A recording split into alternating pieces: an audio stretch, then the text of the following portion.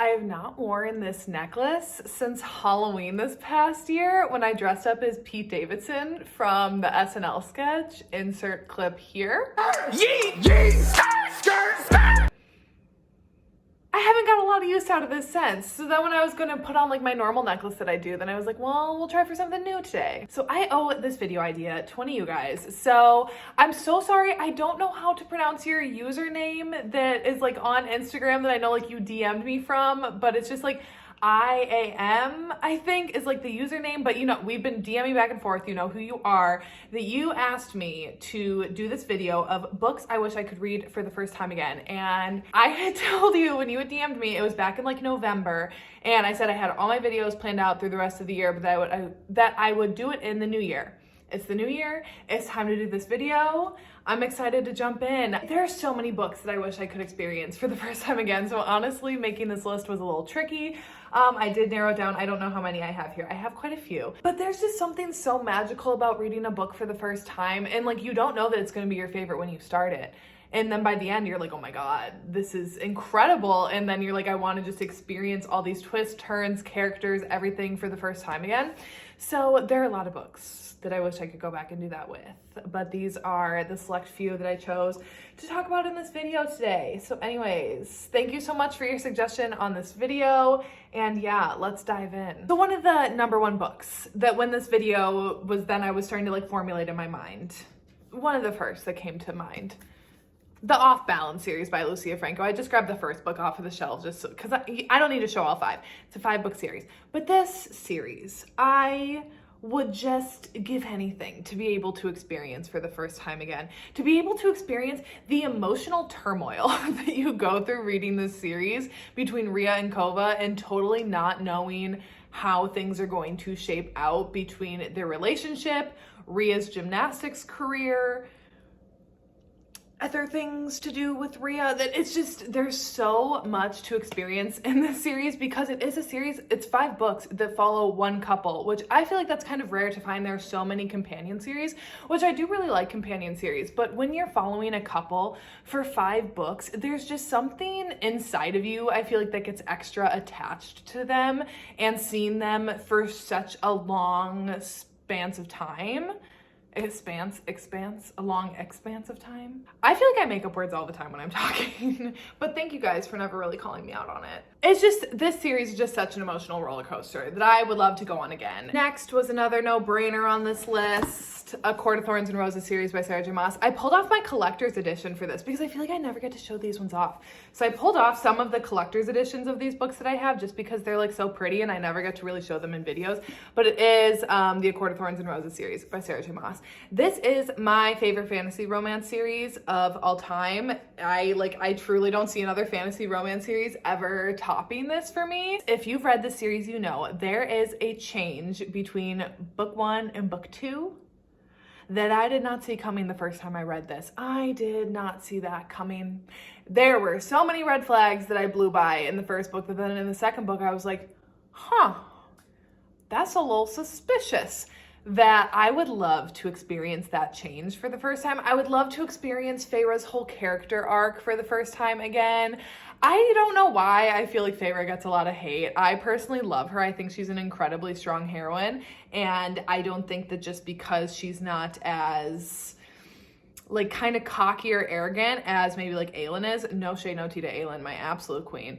But I just feel like there's no reason that Feyre should get so much hate because I don't think that she's like a weak character by any means. I would love to experience the whole world too in general for the first time again and be seeing it with like a completely fresh set of eyes again. I think that would be cool. But mostly it is about like the character's development that I would like to experience that all over again. And some of the twists and turns between relationships and characters that ebb and flow throughout this. Love it. And I love the collector's edition. It's so freaking pretty. And then we'll just piggyback off of that. If y'all know me, you know this was going to be in here too. The Throne of Glass series by Sarah J. Maas. My all-time favorite fantasy series. I love it with my whole heart and soul. I just finished doing a reread of it recently and I loved it just as much the second time around as I did the first time. But to experience that 8-book series epicness all for the first time again would be completely wild. I think, one, because the shift in the like early books to the later books and just like the expanding of the world and the characters would be so cool to see that all again. Because when I go back and I reread the first 2 books again, I'm like, I like these, but I was just like kind of like ready to get through them to get through to the other books that I know are better, frankly. To be able to experience that start again and just not knowing where the world was going to go and where the story was going to take you, oh, that would just be like amazing. I would love to have that again, especially for our main character in here. Did I spoil something just when I was talking about Court and Thorns and Roses? I don't know.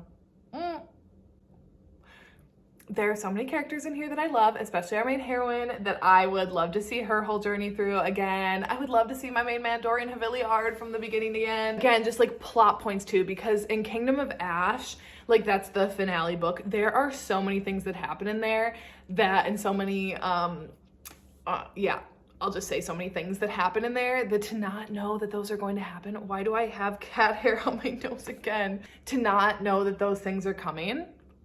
I'd love to just get my heart wrecked again. Extremely popular book, but one that I knew absolutely nothing about going in, and I honestly had very low expectations going in, that completely blew my mind, was It Ends With Us by Colleen Hoover. I had read a few Colleen Hoover books before I read this one, and I didn't really like them at all. And this was kind of my last ditch effort to like Colleen Hoover books. And I'm so glad that I read this one. I knew literally nothing about it whatsoever. I knew nothing about the kind of message and journey that we were going to go on with Lily, our main character in here. So when the kitchen scene happened, I was shook to my very core. And I genuinely put the book down and was like, no. I was distressed that I would love to see that again and experience that again. I would love to see Lily's journey through a fresh set of eyes again. And again, not knowing what was to come starting this. Oh, yeah, so good. Next, not a romance. One of the would this even be like a thriller? I don't know what this would be classified as. I'm not that good with like genres. Hence why I didn't even know that romance was a genre until like 4 years ago. Big Little Lies by Liane Moriarty. So I read this. I checked it out from the library when I first heard that there was going to be an HBO show made about it, because we don't want to cover her up. I am a huge Shailene Woodley fan. I love her. She's one of my favorite actresses.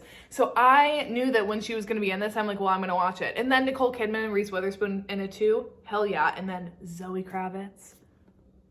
I was sold. I didn't care what this book was about. I just knew I needed to read it because I wanted to watch the show and I wanted to read it before. I loved the book. I really did, and I love the TV show. The second season, not so much. If you watch it, we can discuss. DM me. I'd love to talk about it. But the first season, I didn't know anything about like the twists in here. And when there was the reveal, which I don't want to spoil anything, but there's a reveal in here regarding a few key characters and like a very large event that has shaped one of our characters. And when that happened, I gasped. Once again, I had to put the book down. This was a twist in like, is this a thriller? I don't know, but I'll classify it as a thriller just for the sake of my talking. This was like the one thriller book where I read the twist and I was like, I genuinely didn't see that coming. And I don't know if maybe I was just like naive and I wasn't like actively looking like throughout the book being like, oh, I really think that it's gonna be this or this, that I was just more like enjoying the experience, but I genuinely didn't see it coming. And then when it did, I was like, oh my god, this is epic. So I loved this book. I haven't reread it in a while. I know what, I think probably the last time I reread it was like 2018. Maybe I'm due for a reread and maybe a rewatch actually.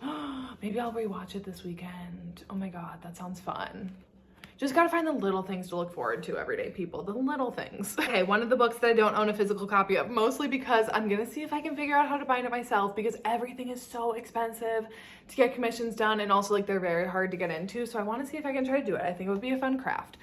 But I have literally not stopped thinking about Manacled ever since I read it last month.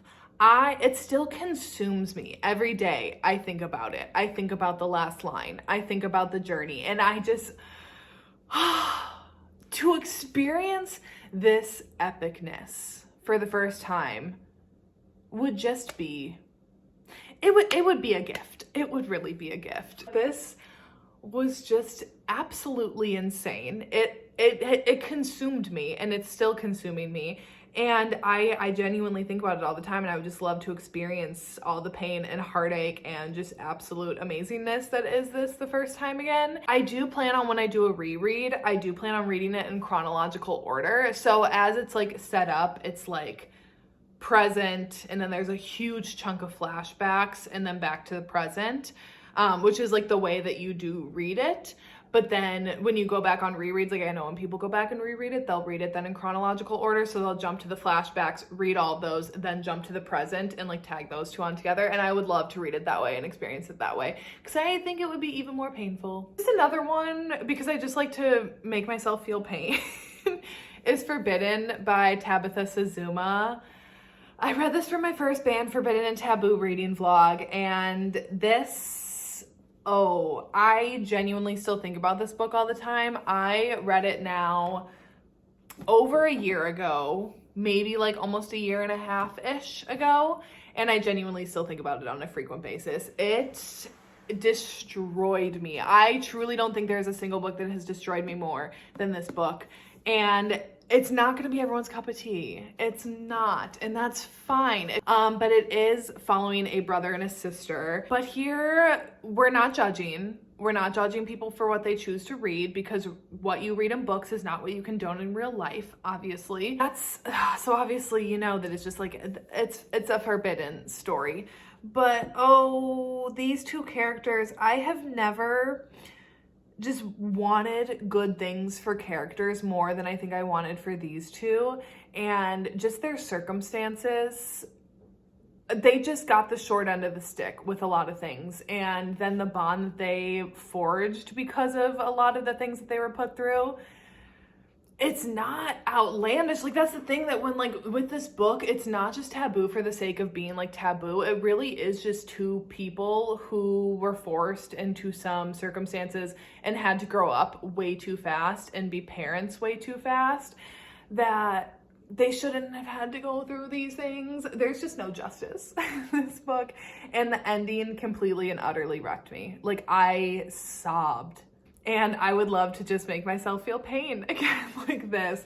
Like, genuinely that night, like, you can go back and watch the reading vlog, but I was like distressed. I was crying very hard at the end. And then I went to go like shower, I think. And then I came back to check in again, and I was still crying. And then even when I was talking about this in the wrap up, I still was like almost crying. So I guess I just want to feel that pain all over again. I like being emotionally destroyed by books. A completely different kind of vibe. Birthday Girl by Penelope Douglas. Again, I pulled off my Mystic Box version of this because, like, I don't get to show it off very often, and it's so pretty. So the reason that I want to read this one for the first time again was this was the first ever indie published romance I've ever read. This is where it all started for me. This was like a gateway into what I now all read. It was my intro to Penelope Douglas. I had never read a book by them before, and I just had never experienced an independently published romance, and this is where my love for indie books started. And I would just love to like go back and like have that first like awakening with all of these again, and then I would have to like erase everything I guess that I've ever read. But I think this was just such a good place to start for me in my journey into like romance books and independently published books. A great slow burn, taboo, but like not like forbidden, you know, taboo in the sense that it's your ex-boyfriend's dad and there's an age gap there, but it doesn't feel like super taboo in a way that you're like, I don't really know about that, at least for me. And I just have such fond memories of this book. Oh, sorry, I'm trying to like stretch out my legs because my feet keep falling asleep.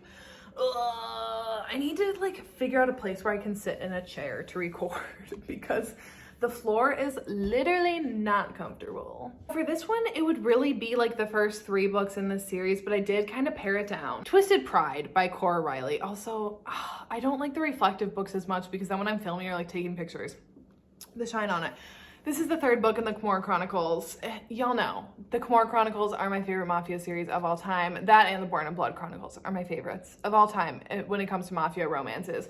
And this one in particular, Remo and Serafina just have a dynamic that is unmatched, and their chemistry is insane. The banter, the tension, the like little something that happens in this that I won't say because I don't want to spoil, but if you know, you know. That came as like, oh my God, like that was like a complete shock to me. So when that happened in here, I would just love to experience that shock again.